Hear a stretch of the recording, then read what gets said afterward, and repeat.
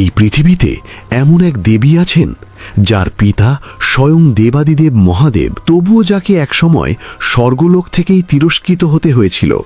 এই কাহিনী মা মনসা দেবীর। পুরাণ মতে, বিশেষ করে ব্রহ্মবৈবর্ত পুরাণে বলা হয়েছে, মা মনসার জন্ম হয়েছিল ভগবান শিবের মন থেকে। তিনি জন্মেছিলেন ভগবান শিবের মানস শক্তি থেকে, কিন্তু মাতৃগর্ভ থেকে নয়। এই কারণেই যখন দেবী পার্বতী প্রথম মনসাকে দর্শন করেন, তিনি তাকে নিজের কন্যা হিসেবে স্বীকার করতে অস্বীকার করেন।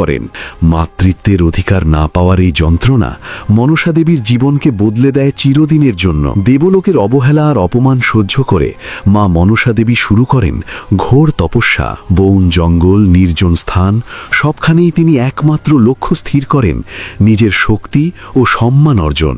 তার এই কঠোর সাধনায় সন্তুষ্ট হয়ে স্বয়ং ভগবান শিব তাকে প্রদান করেন অলৌকিক শক্তি, আর নাগরাজ বাসুকী তাকে নিজের বোন হিসাবে গ্রহণ করে নাগদের রানী হিসাবে প্রতিষ্ঠা করেন।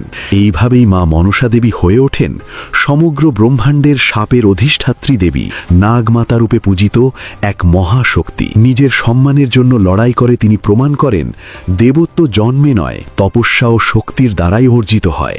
আজও তার সাক্ষ্য বহন করে হরিদ্বারের বিল্ব পর্বতে অবস্থিত মা মনসা দেবীর পবিত্র মন্দির, যেখানে পৌঁছাতে মানুষ আজও উড়ন খাটোলার সাহায্য নেয়। বিশ্বাস করা হয় এই মন্দিরের পবিত্র বৃক্ষের ডালে যদি ভক্তরা ধাগা বেঁধে মনের ইচ্ছা জানায়, মা মনসা তা পূর্ণ করেন। কথিত আছে, যে পরিবার মা মনসার পূজা করে তাদের জীবনে কখনো সাপের ভয় থাকে না। আপনিও যদি মা মনসা ও মহাদেবের ভক্ত হন, তাহলে কমেন্টে অবশ্যই লিখুন, জয় মা মনসা।